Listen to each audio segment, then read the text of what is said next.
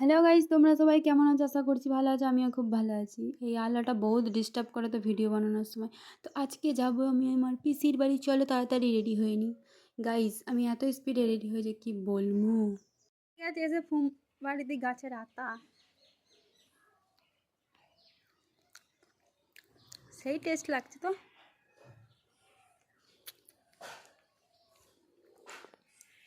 তারপর আমার ফুম্মা আমাকে দিয়েছিল আতা খেতে। তো আমি এখানে ভিডিওগুলো দেখো, যারা আমাকে বলছিল আমি ফুল চুরি করেছি, মোটেও এরকম কিছু নয়। আমার ফুম্মাই বাড়িতে এত রকমের ফুল গাছ, ফ্রুট গাছ লাগিয়ে রেখে দিয়েছে।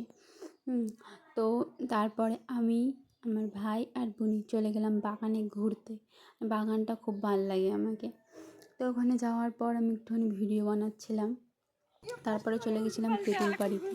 কী বলবো, আমরা তেঁতুল পেড়ে এনেছি, তাও লোকের ঢিল মেরে পেরে দিয়েছি। এত বড় বড় সাইজ।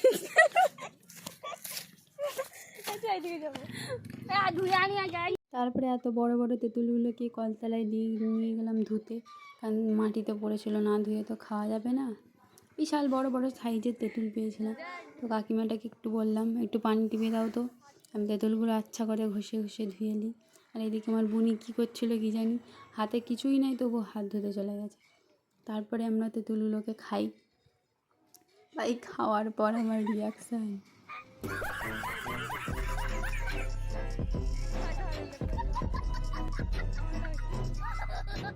তারপর আমার বোনি একটু চাইলো তেঁতুল, ওকেও দিয়ে দিলাম।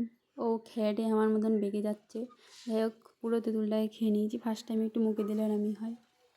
তো তারপর আমাকে যেহেতু বাড়ি আসতে হতো, আমরা আবার হাঁটতে হাঁটতে ঘরের দিকে রওনা দিয়েছিলাম, আমি বাড়ি আসবো। তো ওখান থেকে বাড়ি আসার পথে আমি ঘুগনি খাইছি।